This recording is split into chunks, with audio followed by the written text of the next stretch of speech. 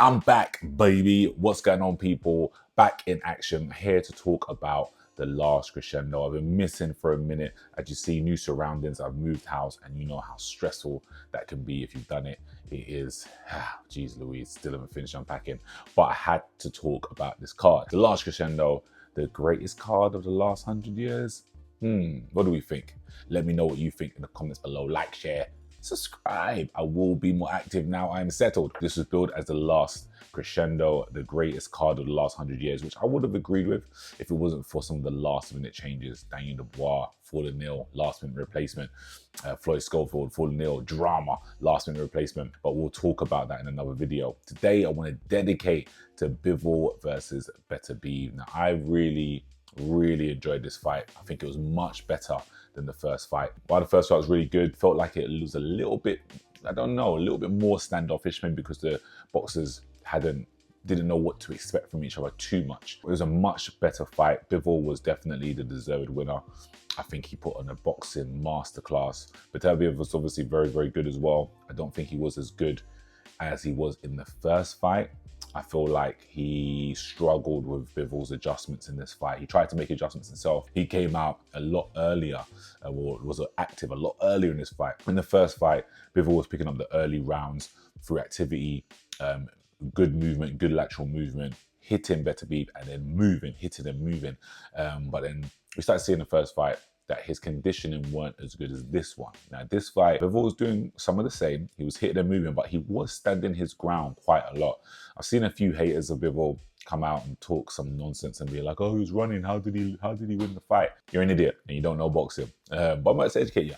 Now, aim of the game is hit and don't get hit. Yes, aggression is part of it, but it has to be effective aggression. Bivol was making Beterbiev miss and making him miss big by using lateral movement, by using cross steps, by stepping through and turning Beterbiev. As soon as Beterbiev was trying to throw the big right hand, Bivol was avoiding it, either through little side steps, little slip to the side, boom, pushing the hand off, and then completely changing position for a quarter turn or sometimes a full half turn, getting on the other side of Beterbiev and then making Beterbiev have to then reset and then try and go again.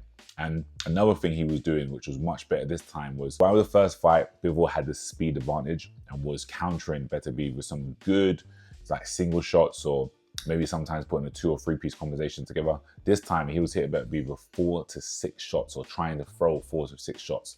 And Beterbiev obviously is an amazing fighter, so not all those shots would get through, but out of the 6, maybe 3 get through.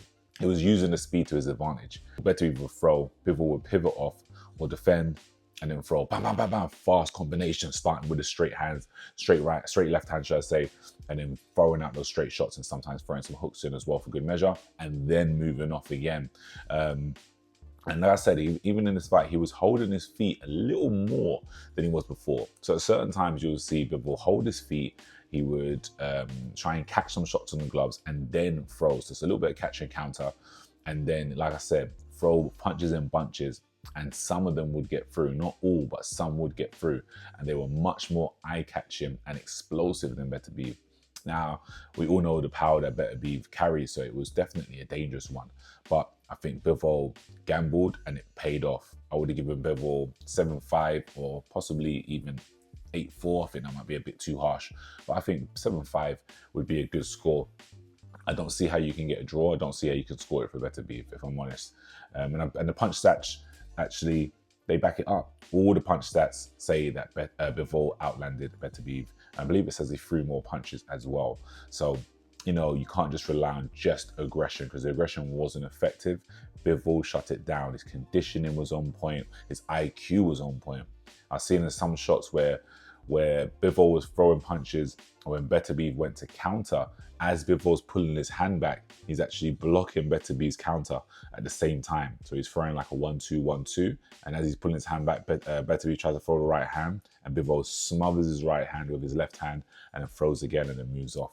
Absolutely amazing boxing IQ. Question is, what is next for both these boxers? Now, I know they want to say there's going to be a trilogy, and it's a weird one. Like, there's obviously a very good boxing match, very high level. I don't know if I really want to see it.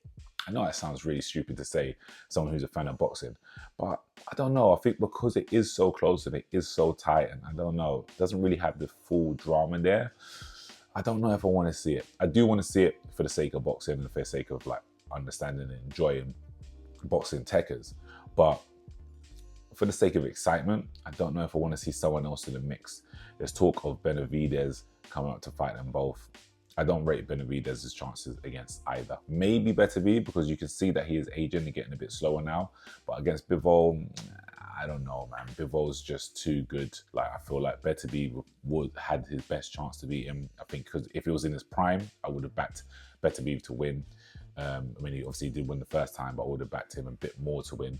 But now it feels like Bivol is coming into his prime a little bit more.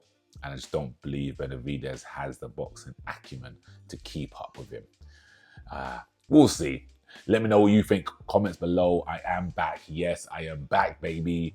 End of March, we're trying to get to 425 subscribers.